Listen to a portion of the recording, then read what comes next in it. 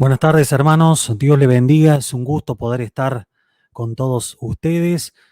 Ha llegado la tercera clase, ha llegado la tercera clase finalmente de el diezmo, la evidencia final, la clase número 3, la era de la gracia, que nos da la oportunidad de ver qué dice el nuevo pacto. ¿Sí? No decimos Nuevo Testamento, sino Nuevo Pacto, es decir, luego de la muerte y resurrección de nuestro Señor Jesucristo. Te invito primero que si no has visto las dos primeras partes, para que puedas entrar en tema, para que puedas conocer más en detalle los argumentos que estamos brindando en esta capacitación del Instituto Bíblico en Línea, puedas ver la parte uno y la parte 2 de esta serie de clases que hemos desarrollado relacionada con el diezmo. Por eso te invitamos, antes que todo, si no has visto la clase número 1, no has visto la clase número 2, que las puedas ver, que las puedas mirar para poder entrar. La primera clase trata con respecto al diezmo en la era de los patriarcas, es decir, en la era de la preley, antes de la llegada a la ley mosaica.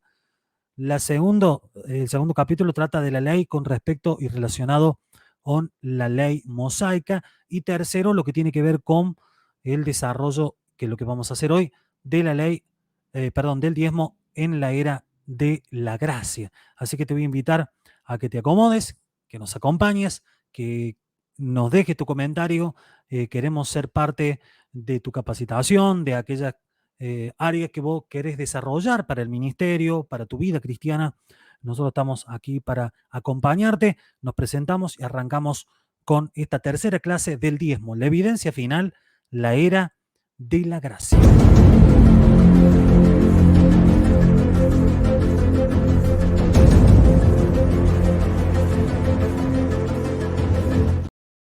Bueno, muy bien. Allí con esa presentación comenzamos. Vamos a comenzar rápidamente porque tenemos, placas preparadas, como ustedes saben, para cada una de las intervenciones, para cada una de las clases, y vamos a pasar a compartirlas. En la clase de hoy, como te decía en la introducción, tenemos el diezmo en la era de la gracia o la ley del amor. Me gusta más la era de la gracia o la ley del amor. Bueno, los dos nombres me gustan mucho, pero la ley del amor sobre todo porque expresa la ley de Cristo, la ley que está vigente actualmente eh, en y para los cristianos. Comenzamos. El diezmo en la era de la gracia y la ley del amor. Ahora está vigente la ofrenda. Atención con esto. Está vigente la ofrenda como demanda de parte de Dios. Esa ofrenda tiene que ser medida, tiene que ser generosa, tiene que ser proporcional y tiene como modelo un triple objetivo. Por eso es importante que nosotros lo sepamos. Dice, aunque los evangelios representan el inicio literario del Nuevo Testamento en un sentido de pacto, las acciones y el trasfondo se producen aún bajo la ley. Cristo nació y vivió bajo la ley, ya lo vimos en la clase anterior, pero está la cita también, Gálatas capítulo 4, versículo 4, por lo que respetó las demandas de la misma y así se expresó al confrontar también a fariseos y saduceos respecto al diezmo, Mateo 23. Una vez finalizada la vigencia de la ley y por tanto los diezmos, primicias y votos con la muerte y resurrección de Cristo, la iglesia es organizada bajo la práctica de la ofrenda. Esto es importante que nosotros lo tengamos bien en claro.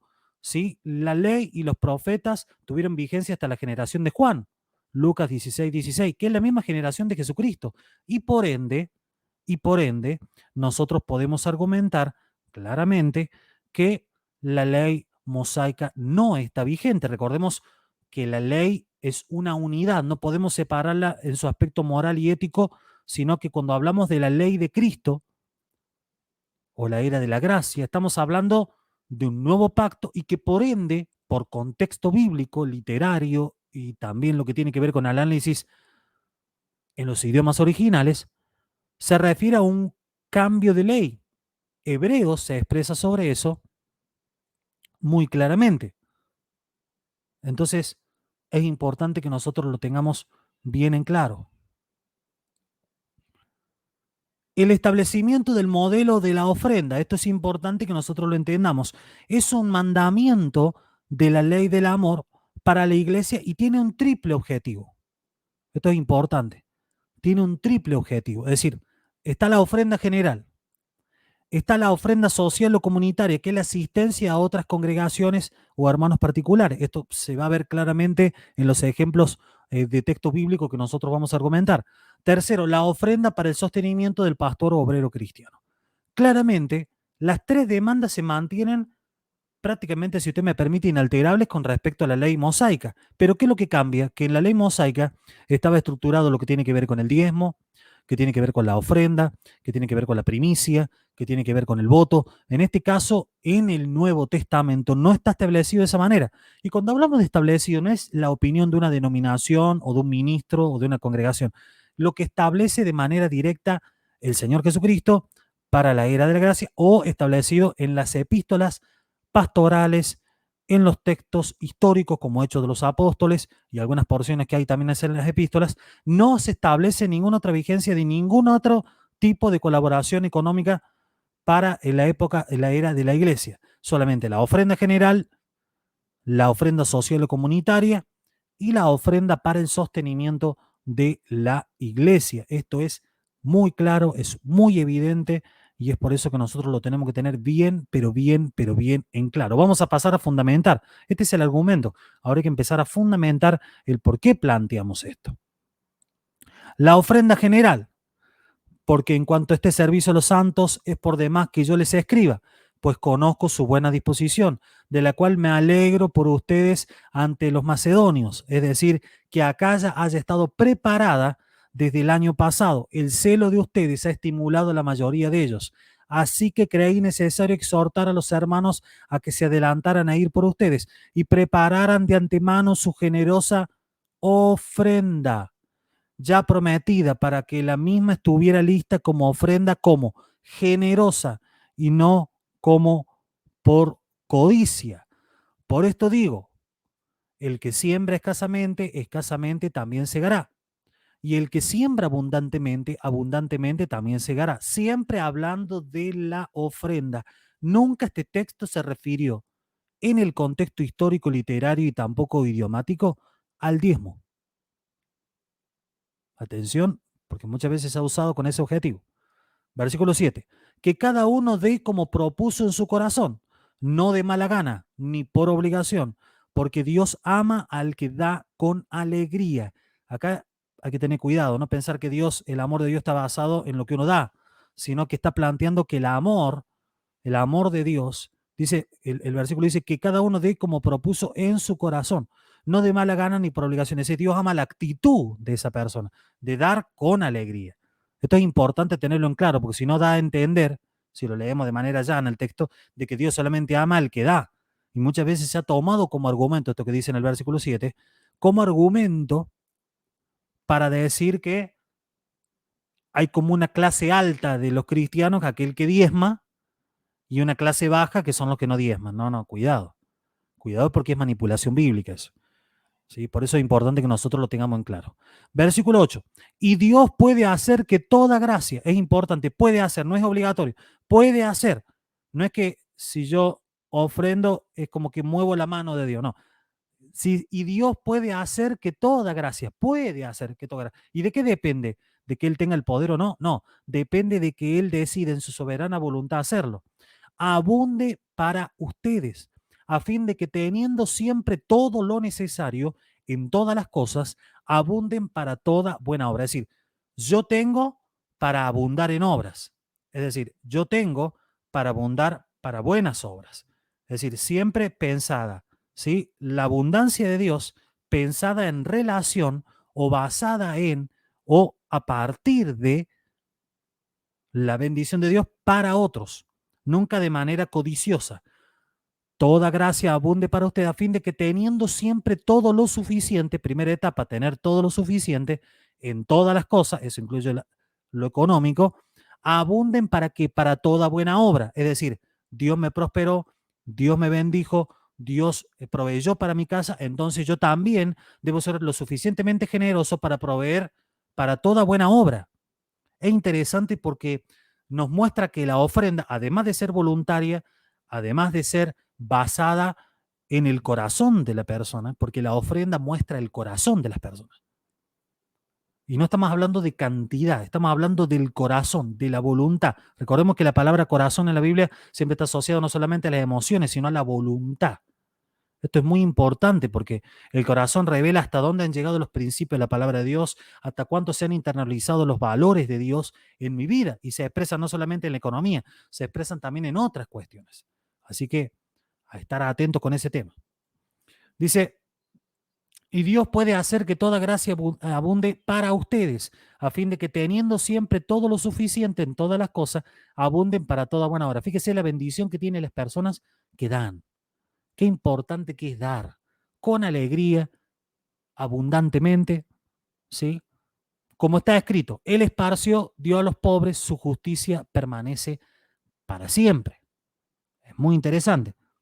Y mire lo que dice, y el que suministra semilla al sembrador y pan para su alimento, suplirá y multiplicará la siembra de ustedes y aumentará la cosecha de su justicia. Es importante porque habla de justicia, pero no está hablando de economía en esto, pero sí admite el hecho de que Dios es el que suministra la semilla al sembrador y pan para su alimento. Es decir, el que provee lo necesario, el que provee para que haya lo suficiente, va a ser aquel que va a multiplicar lo que uno ha sembrado. Es decir, esto es muy interesante. Suplirá y multiplicará la siembra, no la cosecha, la siembra de lo que vos estás dando se va a multiplicar. Por eso es interesante la invitación del apóstol Pablo de que nosotros sembremos generosamente, porque vamos a cosechar generosamente, pero no solamente eso, sino que va a multiplicar lo que nosotros sembramos. Es decir, lo que nosotros aportamos va a ser multiplicado en Dios. Acuérdese con el objetivo que lo está planteando en este primer texto que hablamos con respecto a la economía de Dios y nos damos cuenta de que el diezmo no está vigente en el nuevo pacto. Sí en parte del Nuevo Testamento mientras Jesús ministró en la tierra. Recuerde eso, por favor, ese dato hermenéutico es clave para poder interpretar correctamente los textos. Versículo 11. Ustedes serán enriquecidos en todo. Acuérdense, la prosperidad no es algo solamente económico. La prosperidad tiene que ver también con las otras áreas de la vida.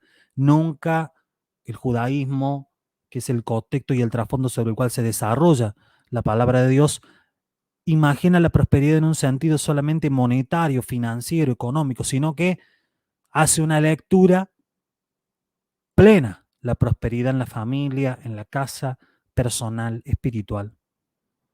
Por eso lo dice, el que está escribiendo es una persona judía, es el apóstol Pablo. Ustedes serán enriquecidos en todo para toda liberalidad. Es interesante esto, también plantea que la bendición de Dios tiene un objetivo. La bendición de Dios es para toda liberalidad, para ser generosos, la cual por medio de nosotros produce ¿qué? Acción de gracias a Dios. Es interesante porque cuando nosotros planteamos la ofrenda general, muchas veces no se plantea que desarrolla acción de gracia. Es decir, yo soy bendecido, lo que yo cosecho, lo que yo siembro es bendecido, puedo cumplir un mandamiento de la gracia, pero además de eso, produce acción de gracia. ¿En quién? En quien ayudo, a quien estoy bendiciendo, en otros hermanos de la fe. Produce acción de gracias a mí, no. A quien dé, no. A Dios. Acción de gracia a Dios. Porque la administración de este servicio no solo suple con plenitud lo que falta a los santos, sino que también sobreabunda a través de muchas acciones de gracias a Dios. No solamente suple, fíjese que la ofrenda tiene su objetivo, tiene que suplir la necesidad de los santos, tiene que ayudar, que colaborar, que sostener. Por eso es importante, porque muchas personas dicen, bueno, el diezmo no está vigente, claro, pero no por eso mi ofrenda va a ser una limosna, mi ofrenda van a ser lo que me sobra y no dar lo mejor. Y cuando hablo de mejor no es quitarle el bocado de pan a mis hijos, ni dejar de pagar un impuesto a un servicio para dar la ofrenda en la iglesia donde yo me congrego. Atención con eso. Atención porque podemos caer bajo engaño. Hay muchas doctrinas de demonio dando vuelta en diferentes iglesias, aún en lugares que nosotros identificaríamos como sana doctrina. Cuidado con esto. Cuidado con esto. Por eso es importante que nosotros pensemos en este pasaje que estamos viendo. Y mire lo que dice aquí. Y el que suministra la semilla del sembrador y pan, creo que ya lo habíamos visto, ¿sí? Sí, me parece que lo habíamos visto esta parte.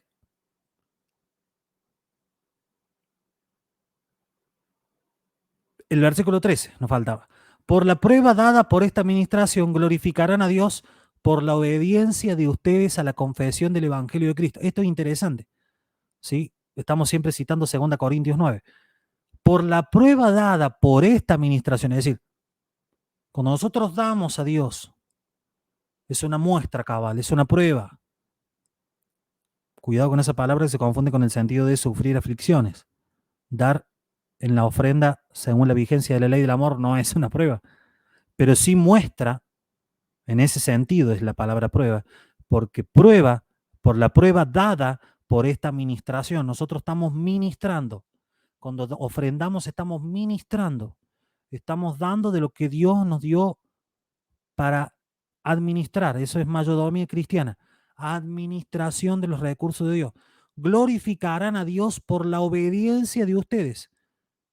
Esto es importante porque aunque es voluntaria, también debemos recordar de que es obediencia a Dios, porque está vigente la ofrenda como mandamiento. Por eso nosotros no debemos perder el foco en eso. Seguimos. La confesión del Evangelio a la confesión del Evangelio de Cristo y por la liberalidad de su contribución para ellos y para todos. Qué interesante, qué maravilloso. Sí, la ofrenda, qué importante que es el sistema de la economía de Dios para los que vivimos en el nuevo pacto, en la ley del amor, en la ley de Cristo. La ofrenda es el recurso que Dios ha establecido en su soberana voluntad para que la iglesia se sostenga en estos tiempos. Seguimos. La ofrenda, segundo tipo de ofrenda, la ofrenda para el sostenimiento del obrero cristiano. Mire lo que dice este pasaje. ¿Acaso no tenemos derecho a comer y beber? ¿No tenemos derecho a llevar con nosotros una esposa creyente, así como los demás apóstoles y los hermanos del Señor y Pedro? Por eso es interesante cómo lo plantea Pablo aquí. Mire, versículo 6. ¿O acaso solo Bernabé y yo no tenemos el derecho a no trabajar? ¿Quién ha servido alguna vez como soldado a sus propias expensas, o así pagando sus propios gastos? ¿Quién planta una viña y no come de su fruto? ¿O quién cuida de un rebaño y no bebe de la leche del rebaño? ¿Acaso digo esto según el juicio humano? ¿No dice también esto la ley esto mismo? Pues en la ley de Moisés está escrito, no pondrás bozal al buey cuando trilla. ¿Acaso le preocupan a Dios los bueyes? Estamos cruzados con la lectura. Versículo 10. ¿O lo dice especialmente por nosotros? Fíjese la interpretación que hace Pablo de la ley, ¿no? De un versículo que no haría referencia al sostenimiento del ministro cristiano, él lo toma como referencia al sostenimiento del ministro cristiano y lo toma de un versículo de la ley. Eso se llama sensus plenior, cuando la interpretación de pasajes del Antiguo Testamento se hace por autores sagrados del Nuevo Testamento. Le dan un sentido que ese versículo en su texto original no lo tenía de manera directa, si encuentran un segundo sentido. Ese permiso no lo tenemos nosotros. Ese permiso no lo tenemos porque no somos autores sagrados. Y esto es importante, ya va a llegar el curso de hermenéutica, pero es un tema muy importante. Nosotros no podemos darle un segundo o un tercer significado a un texto, porque estamos violando la palabra de Dios. Si esa palabra en su lenguaje original, en su contexto original, habla de un tema, habla de ese tema y de nada más. No podemos hacerle decir lo que se nos ocurra a nosotros, no le podemos hacer decir eso, porque estamos violando el sentido de la palabra de Dios. Eso es importante que nosotros lo tengamos en claro. Nosotros no somos escritores sagrados, no tenemos sensus plenior. Por eso es importante que nosotros lo tengamos, pero más que cristalino cuando nos referimos a ese tema y no permitamos nosotros tomar ni que se nos enseñe el segundo o tercer concepto de un texto ya definido y que tiene un versículo y una verdad por sí misma, que era la verdad que quería transmitir el Espíritu Santo a través de la inspiración al autor sagrado, al autor elegido por Dios para poder dar esa interpretación, ese texto. Mire lo que dice el 11. Perdón, segunda parte del 10.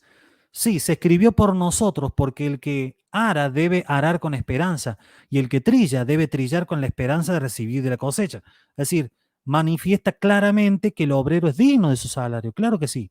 Versículo 11. Si en ustedes sembramos lo espiritual, ¿será demasiado que de ustedes cosechemos lo material? Si otros tienen este derecho sobre ustedes, ¿no lo tenemos aún más nosotros? Sin embargo, no hemos usado este derecho, sino que sufrimos todo para no causar estorbo al Evangelio de Cristo. Es importante que nosotros entendamos el contexto de este pasaje, porque claramente Pablo está diciendo, ustedes hermanos brindan recursos económicos a otros, pero Pablo y Bernabé, quienes estaban encargados de manera directa en pastorear esa iglesia, de repente se encuentran con que ellos no tienen ese ingreso económico. Por eso es importante que nosotros entendamos el contexto del siglo I, que podamos entender de qué está hablando este pasaje. Por eso estamos tratando de explicarlo claramente. Por eso, importante lo que dice, es un derecho, es algo que plantea la palabra de Dios, ¿sí? Y también le permite al trabajador, al ministro de Dios, no del diezmo, porque el diezmo no está vigente, pero sí de la ofrenda, ¿sí? Poder tener un recurso de sostenimiento. Muchas veces, y esto me estoy adelantando en la clase, no alcanza. Si estamos en Latinoamérica, por lo menos aquí estamos en Argentina, muchas veces ese recurso, si lo medimos en una ofrenda, no alcanza. Pero claramente es lo que está establecido como mandamiento. Lo vimos en el pasaje anterior de 2 Corintios 9. Como mandamiento para nosotros es la ofrenda, no el diezmo. Recordarlo siempre. ¿Sí? Dice, sin embargo, no hemos usado este derecho, sino que sufrimos todo para no causar estorbo al Evangelio de Cristo. Es importante porque Pablo toma una postura que nadie quiere tomar, ¿no? Y que estamos en esto del movimiento apostólico y profético, que todos se nombran o se autonombran apóstoles y demás. Otro video que también vamos a subir, el tema del movimiento apostólico y profético. Nadie quiere tomar la postura de Pablo, nadie quiere renunciar a los ingresos de la iglesia. Nadie quiere renunciar a los ingresos de la iglesia. Así quiere ser apóstoles en la honra, quiere ser apóstoles en el aplauso, quiere ser apóstoles en poder compartir la palabra solamente ellos, la palabra, bueno, entre comillas. Leer un versículo y explicarlo como uno quiera, básicamente. Pero no quieren hacer el renunciamiento de Pablo, como dice aquí el pasaje, para no causar estorbo al evangelio. Es llamativo, ¿no? Pero bueno, está pasando en esta era. ¿Sí? Seguimos. Estamos leyendo 1 Corintios 9. ¿No saben que los que se desempeñan en los servicios sagrados comen la comida del templo? Claro, Pablo está escribiendo a los corintios cuando el templo todavía está construido y todavía se seguían celebrando sacrificios por parte del pueblo judío y de aquellos que son parte de la religión judía. Y los que regularmente sirven al altar, del altar reciben su parte. Así también ordenó el Señor que los que proclaman el Evangelio vivan del Evangelio. Es decir, aquel que proclama el Evangelio siempre lo está relacionando a la función pastoral, pero no lo deja solamente supeditado a la función pastoral, sino a aquel que proclama el Evangelio. Es importante tenerlo en claro porque la palabra de Dios lo plantea claramente. ¿Basado en el diezmo, hermano? No, basado en la ofrenda, porque es lo que establece el contexto de lo que está hablando el apóstol. Por eso es importante que nosotros lo tengamos en claro porque podemos llegar a interpretar otras cosas. Seguimos. Fíjese lo que dice acá. Versículo 7. Estamos leyendo siempre 2 Corintios, pero en este caso capítulo 11. Mire lo que dice. ¿O cometí un pecado al humillarme a mí mismo para que ustedes fueran exaltados porque les prediqué el evangelio de Dios gratuitamente? Versículo 8. A otras iglesias despojé, tomando salario de ellas para servirle a ustedes. Acuérdense que está hablando un apóstol que fundó otras iglesias y por el cual dependía de algunas iglesias y otras no. Versículo 9. Cuando estaba con ustedes y tuve necesidad, a nadie fui carga, porque cuando los hermanos llegaron de Macedonia, suplieron plenamente mi necesidad, y en todo me guardé y me guardaré de serles carga. Pablo habla de que se humilló a sí mismo, que incluso tomó salario, recurso de ellas para servirle a ustedes. Y salario, es interesante este término. Es decir, salario, recurso que se toma de las ofrendas de la iglesia. No habla de tomar la totalidad de la ofrenda, sino un salario para que el obrero viva dignamente, dignamente. Por eso es importante este término que lo utiliza Pablo en 2 Corintios 11. Y tuve necesidad, a nadie fui carga. Porque cuando los hermanos llegaron de Macedonia, interesante cómo Dios provee al apóstol Pablo, suplieron plenamente mi necesidad, es decir, llegaron recursos de otra región, llegaron de Macedonia, y en todo me guardé y me guardaré de serles carga. Pablo tenía mucho cuidado de que esta cuestión de la economía sea un estorbo o una carga o algo que limite o afecte la fe y la buena conciencia de los cristianos de su época. Mire, si tuvieran muchos ministros esa misma conciencia al administrar el recurso de los santos, si tuvieran esa capacidad de leer claramente cómo debe administrarse el recurso brindado por los hermanos, estaríamos hablando de otra realidad claramente, ¿no? Claramente, ¿sí? Pero es importante el término que me gustaría que nosotros pensáramos en esta jornada, que es salario, ¿sí? Salario, algo estipulado, ¿sí? Tome salario de ellas para servirle a ustedes. Pablo le está haciendo ver o está defendiendo su ministerio apostólico con la iglesia de Corinto, perdón. Vamos a ver 1 Timoteo 5:18. Dice, los ancianos que gobiernan bien sean considerados dignos de doble honor. Está hablando de ancianos, pastores, encargados de obra, principalmente los que trabajan en la predicación y en la enseñanza, porque la escritura dice, no pondrás bozal al buey cuando trilla, y el obrero es digno de su salario. 1 Timoteo 5:18. Estamos hablando de la ofrenda o de la parte de la ofrenda dedicada al sostenimiento del obrero cristiano, porque recordemos, el diezmo no está vigente en la era de la gracia, en la ley del amor.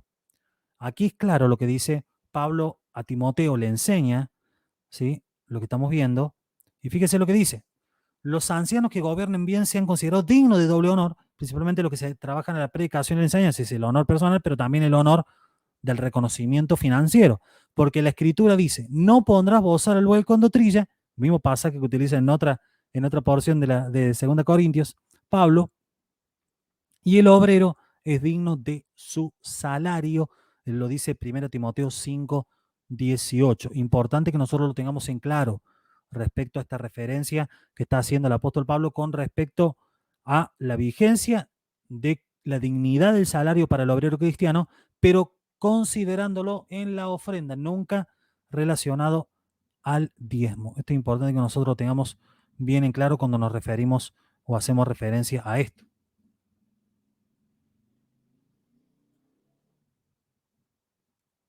Continuamos. La ofrenda comunitaria, atención con esto, la ofrenda comunitaria, ¿sí? 1 Corintios capítulo 16, mire lo que dice. Ahora bien, en cuanto a la ofrenda para los santos, hagan ustedes también como instruye la iglesia de Galacia. Aquí claramente hay un objetivo. Fíjese que dice la ofrenda para los santos. Ya no se está refiriendo para el obrero cristiano, sino se está refiriendo para los santos en general, para la iglesia. Hagan ustedes también como instruye la iglesia de Galacia, que el primer día de la semana, ¿cuándo se congregaba la iglesia? El primer día de la semana, domingo. Cada uno de ustedes aparte y guarde según haya prosperado, para que cuando yo vaya no se recojan entonces ofrendas. Fíjese, ¿cómo era el sistema de la ofrenda? Se separaba aparte y lo guardaban previamente. ¿Cuántas personas ofrendan de manera emocional? No, usted tiene que separarlo de manera, hacer conciencia al separar la ofrenda. Prepararla con tiempo, con anticipación. Por eso dice, aparte y guarde. ¿Según qué tiene que ser la ofrenda? Según yo haya prosperado. Si yo cobro $1.000.000 y pongo 100 pesos de ofrenda, soy un miserable. Ahora, si yo cobro 10.000 pesos y pongo 1.000 pesos, estoy siendo una persona más que generosa, porque estoy demostrando que estoy dando una ofrenda proporcional. Estoy dando un ejemplo. No se centre en los números, simplemente es un ejemplo, ¿sí? Así que es importante, la ofrenda tiene que ser medida de manera proporcional, según qué, según haya prosperado. Lo dice 1 Corintios 16, según haya prosperado, para que cuando yo vaya no se recojan entonces ofrendas. Interesante, ¿no? El apóstol Pablo intentando que no se produzca el momento donde él tenga que pedir la ofrenda, sino para evitar cualquier tipo de emocionalismo, sentimentalismo y cualquier tipo de escena de manipulación. Fíjense si los ministros, o lo que hoy se llaman apóstoles, que es claramente una mentira, si no existen apóstoles históricos en la iglesia, pero imagínense si tuvieran ese cuidado de no hacerlo ellos para evitar, o de no pedir dinero para evitar este tipo de conflictos dentro de la iglesia, ¿no? Bueno, por algo el apóstol Pablo y los falsos apóstoles hay muchos. Pero bueno, quería hacer esa pequeña lectura devocional. Versículo 3. Cuando yo llegue, enviaré con cartas a quienes ustedes hayan designado para que lleven su contribución a Jerusalén. Las personas se separaban de parte de la iglesia local, se les daba la contribución y se le enviaba cartas del apóstol Pablo mismo, brindándoles autoridad para que estos hermanos llevaran esta ofrenda que era dedicada a los santos, en este caso, pero de Jerusalén específicamente. Bueno, tenemos algunos textos, hay más, que hacen referencia a la ofrenda como el sistema de sostenimiento general de contribución, la ofrenda comunitaria, pero también la ofrenda de sostenimiento de la obra del ministro a cargo de la iglesia. ¿Sí? Hay algunas conclusiones que nosotros ya podemos ir sacando y me gustaría que la pensemos juntos y que me dejes tu comentario. Que si todavía no te has suscrito al canal lo puedas hacer para que lo podamos ver entre todos porque me pareció interesante. Primera conclusión de esto que hemos visto, de que la ofrenda está vigente y no el diezmo. La ofrenda es el modelo establecido en el ministerio de Cristo y los discípulos durante el Nuevo Testamento para el sostenimiento de la obra. ¿Podés ver qué habla el Señor sobre el diezmo y la ofrenda? Claro que sí. Lo podés ver en la segunda parte de esta serie, el diezmo y la evidencia final.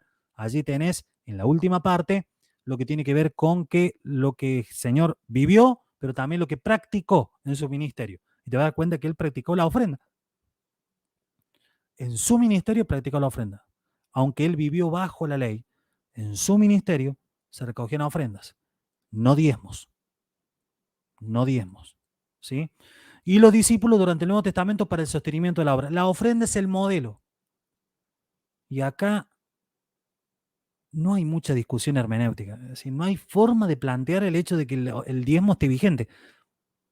Porque si planteamos que el diezmo, entre comillas, del Antiguo Testamento, del Antiguo Pacto, estuviera vigente, todas las otras leyes del Antiguo Pacto tienen que estar vigentes porque la ley es una. Santiago capítulo 2 lo plantea, Deuteronomio también plantea, la obediencia a la ley era plena. Vos no podías tomar una parte de la ley y obedecer una parte de la ley. Vos tenías que obedecer la plenitud de la ley. La ley es un solo cuerpo, es un solo tomo. Incluso pedagógicamente los judíos lo utilizan como una unidad. No puede tener retazos, pedazos, tomar una parte de eso y otra no. Por eso es importante que nosotros lo pensemos. Cuando nosotros analizamos esto tenemos que pensarlo claramente, porque podemos llegar a confundirnos, podemos llegar a interpretar cosas que la palabra de Dios no dice, que tradicionalmente nos enseñaron, pero que la palabra de Dios no lo dice, porque no entendemos lo que está en la clase 1, y yo te invito a que lo veas al comienzo, la introducción hermenéutica que se hace esto, es que tenemos 3 eras, y que cada era tiene una legislación distinta, planteada por Dios mismo, y Él decide en su soberana voluntad plantear eso. ¿Cómo yo como cristiano voy a discutir eso? Sino que lo que tengo que hacer es decir sí, amén, y obedecer a lo que plantea esa legislación de Dios. Por eso es importante que lo tengamos en claro. Otra conclusión que sacamos, en este caso de la ofrenda y afirmando que la ofrenda es el sistema de sostenimiento de la iglesia, la misma debe ser preparada con anticipación. Evitar el emocionalismo, el sentimentalismo, cuidado con eso. Y también debe ser proporcional, debe ser a la medida de tu prosperidad personal y familiar. Cuidado con esto. Hay personas que han prosperado, que Dios los ha bendecido, que Dios le ha abierto puertas, pero que no honran con el mandamiento de la ofrenda a su iglesia local. Cuidado Cuidado, y hay muchos ministros empobrecidos. ¿Por qué? Porque aun cuando piden bajo supuestamente la vigencia del diezmo, viven en pobreza, porque el recurso que se aporta no es proporcional. No es proporcional. Cuidado con esto. Por eso es importante. La ofrenda debe ser proporcional. ¿Proporcional a qué? A la medida que vos prosperes. Por eso es importante que la iglesia deba incentivar a los hermanos a estudiar nivel inicial, nivel primario, nivel secundario, nivel terciario, porque a través de una mayor preparación vos podés desarrollar mejores trabajos. Mejores trabajos. Podés tener mejores remuneraciones y por ende ser en esta área de mayor bendición al cuerpo de Cristo. Esto es fundamental. Otra conclusión, la ofrenda debe ser generosa. Ya no está limitada por porcentaje como era el diezmo en el antiguo pacto. Tiene que ser generosa. Ya no hay límites. Pero ya no hay límites interpretados de una manera madura, no de manera para tratar de manipular a alguien y que deje lo que no tiene y deje una casa, un terreno, una moto, un auto, como pasa, lamentablemente. Ya no está limitado por porcentaje como pasaba en el antiguo pacto, donde se tenía que tener un porcentaje exacto de lo que se diezmaba. No, no, no, no. Ahora vivimos bajo la era de la ofrenda, donde debe ser dada con alegría, no por obligación. Debe ser proporcional, como vimos recién. Bueno, fíjese las características que tiene la ofrenda bíblica. Otro punto, otra conclusión. Dios promete su bendición y provisión en un sentido plenario, no solo económico a quienes la den bajo sus especificaciones precisas. Él promete su bendición y provisión en un sentido plenario. Él lo otorga todo. Pero no solo económicamente, porque también se ha manipulado ese sentido en este tema tan importante, en esta doctrina tan importante como la economía de Dios. Sino también que se le ha dicho a la gente que Dios no te va a bendecir si vos no diezmas, que vas a vivir bajo maldición si no diezmas, y que sos un desobediente, no vas a seguir, no vas a poder ministrar en la iglesia local, no vas a poder ocupar cargos, porque si no diezmas, no podés hacerlo. Se ha enseñado en muchos lugares y denominaciones esto, incluso en reglamentaciones internas de las denominaciones está presente. Cuidado, porque la palabra de Dios no dice eso. Porque la palabra de Dios establece que la ofrenda no está vigente, que el diezmo no está vigente, sino la ofrenda. Por eso dice, Dios promete su bendición y provisión en un sentido plenario, no solo económico, su bendición para todas las áreas, a quienes lo den bajo sus especificaciones precisas. Lo que dijimos, proporcional, según hayas prosperado. Es decir, que se cumplan los pasos, ¿sí? Que se cumplan los pasos que establece la palabra de Dios. Eso también hay que ser bien precisos. Es decir, no doy la ofrenda, bueno, doy la ofrenda como yo quiero. No, hay elementos que nosotros acabamos de analizar que deben respetarse si nosotros queremos que esas bendiciones nos alcancen según lo que promete la palabra de Dios. Ahora, la pregunta es, ¿por qué se recogen diezmos en la iglesia cristiana? Si muchos de los teólogos de diferentes denominaciones saben, lo saben porque son personas capacitadas, que el diezmo no está vigente como ordenanza, como mandamiento en la ley del amor, en la gracia, en el nuevo pacto. Primera razón, porque es una solicitud denominacional. Porque las denominaciones piden o demandan que tanto los obreros como los servidores de la iglesia, como los miembros, parte de ser un miembro activo en muchas denominaciones es diezmar. Por eso se sigue diezmando muchas veces por una solicitud denominacional, aunque saben que no es así, aunque saben que no es una demanda. Esto es importante que nosotros lo sepamos, ¿sí? Aunque saben que no es una demanda, pero lo pide lo mismo. ¿Por qué? Porque me lo pide la denominación, me lo pide mi supervisor, mi encargado de obra, etcétera, etcétera, etcétera, etcétera. Segunda razón, porque hay una mala interpretación bíblica, es decir, porque se lo cree que es así, es decir, que está vigente el diezmo, pero dicen que está vigente el diezmo, pero no conocen la realidad del diezmo ni siquiera en la ley. Por eso digo, si vos no tenés conocimiento sobre el diezmo en la ley mosaica, te invito a que veas el video número 2 de esta serie para que puedas ver en detalle de qué se trata. Es decir, ¿por qué se piden diezmos en la iglesia cristiana? Razón número 1, por una solicitud de las denominaciones. Número 2, por una mala interpretación bíblica. La ignorancia bíblica, que muchas veces desgraciadamente es acompañada en personas que ocupan lugares de liderazgo a nivel local, pastores a nivel local o incluso hasta líderes regionales y nacionales en diferentes denominaciones, hace que tomen una mala interpretación bíblica o una interpretación bíblica sesgada y planteen que el diezmo levítico sigue vigente en la era de la gracia. Tercera razón por la cual se recogen diezmos en la iglesia cristiana actualmente, bueno, por ser la única fuente de ingreso del ministro. Hay muchas personas que el único ingreso no tienen un trabajo formal, no hacen ningún aporte jubilatorio, no tienen alguna profesión, un oficio, entonces su único ingreso es el dinero que se recauda del diezmo. Por eso, por ende, se hace tanto énfasis en eso, porque, claro, es el único ingreso para que esa persona se alimente él y alimente su familia y sus hijos. Por eso digo que hay que empezar a trabajar en una reingeniería en las iglesias cristianas. Pablo entendió en el siglo I que el ministro debía ser bivocacional. Pablo hacía tiendas y ministraba. Bivocacional.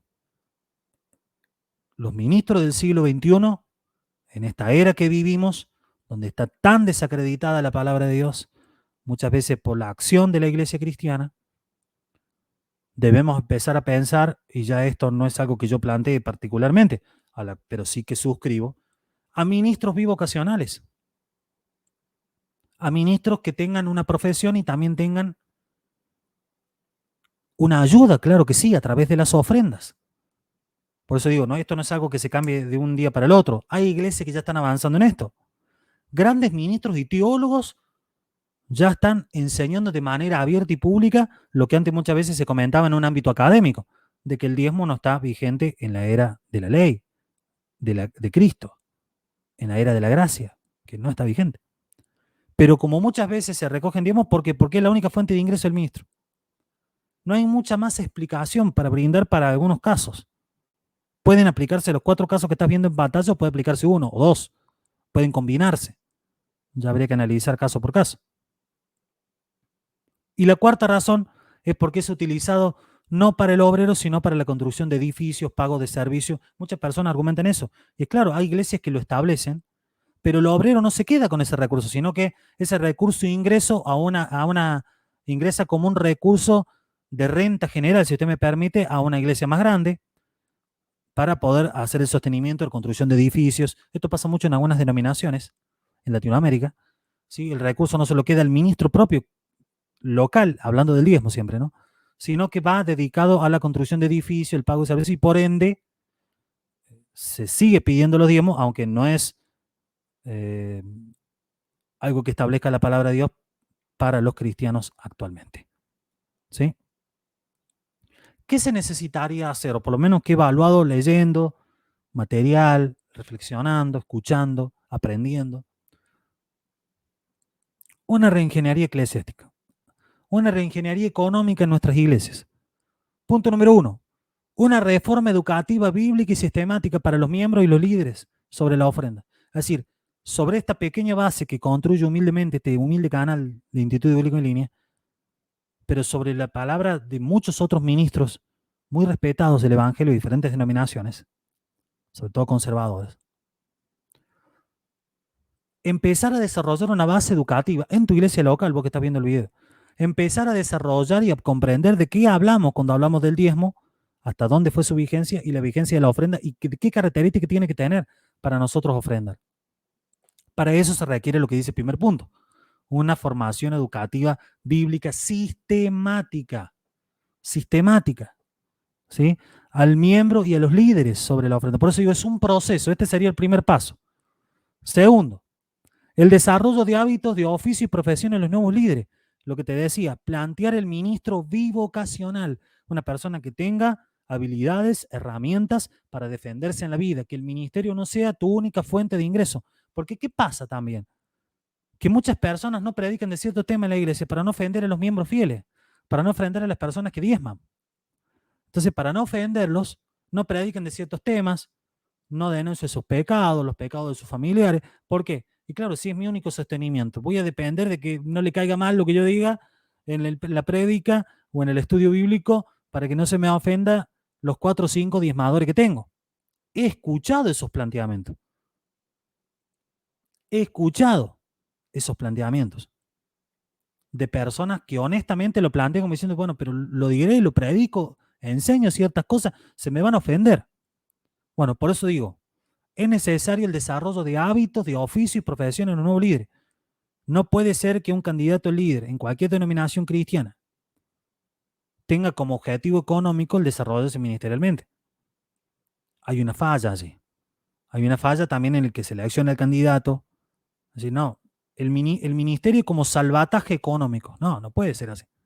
Ahora, que el ministerio, Dios te bendiga, te prospere a través de la ofrenda que es vigente en la ley de Cristo, y vos puedas prosperar, ser bendecido, tengas un salario proporcional. Claro que sí. Por eso lo nombro en el tercer punto. El obrero, yo le digo 4.0. Un obrero bivocacional, o lo que se llama el modelo paulino. Una persona que reciba salario de la iglesia, pero que también pueda ejercer una profesión o un oficio particular. Esto es muy importante. Esto es muy importante.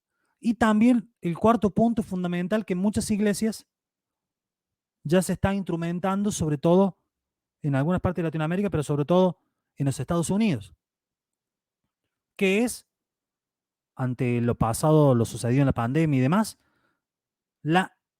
una reingeniería en el cómo conseguir recursos y de qué manera.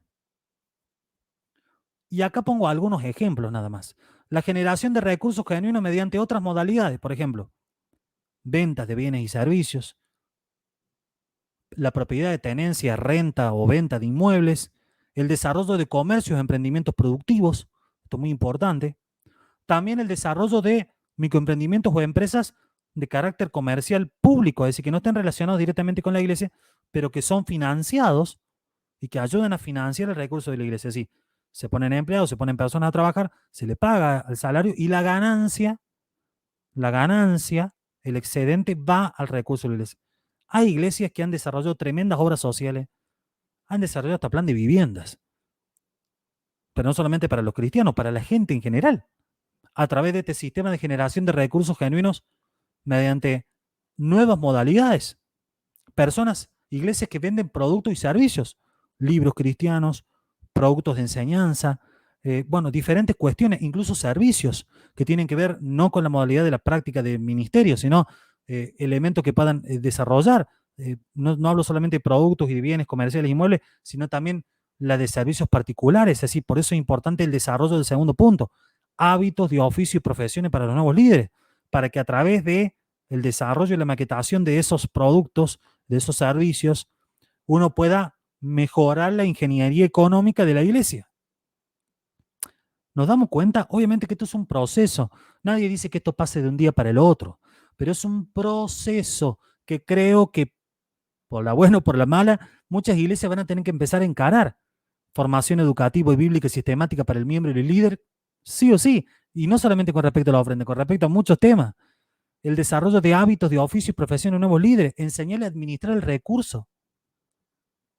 Yo he ido y he presenciado también clases donde te enseñan cómo tenés que separar el recurso del diezmo, pero te enseñan poco cómo administrar tu propio recurso. Así, por eso digo, es necesario el desarrollo de hábitos de ahorro, cómo establecer un plazo fijo, cómo administrar una tarjeta de crédito. Te digo porque a mí me ha fallado eso. Yo he fallado en eso por falta de preparación, y es importante que nosotros evitemos esos problemas. El desarrollo de un perfil de los nuevos ministros que sean bivocacionales y la generación de recursos genuinos mediante otros. Hay una persona que define esto de generación de nuevos recursos no basado solamente en el dinero del miembro, sino que esté basado en el dinero de las personas que no creen, de la gente del mundo. Si vos le ofreces un bien o un servicio o un inmueble o algún producto que se ofrece a un precio competitivo, de buena calidad, lo va a tomar. Ahora, ¿dónde va la ganancia o no? A esa persona no le va, entre comillas, a importar. Pero lo importante es que se haga de manera correcta, que no se explote a los hermanos que trabajan en ese proyecto, que reciban el salario correspondiente, si es un emprendimiento comercial ya establecido, si es una empresa, si es un negocio. Es importante que lo tengamos en claro, ¿no? por eso decía yo la importancia y la vigencia respecto a este tema, ¿no? Bien, llevamos casi 50 minutos. Estamos concluyendo el tercer capítulo de la serie, El diezmo, la evidencia final. Realmente muy interesante lo que hemos podido ver en esta serie. Yo te invito a que la puedas ver de manera plena, mejor si es de manera ordenada, primera parte, segunda parte, tercera parte.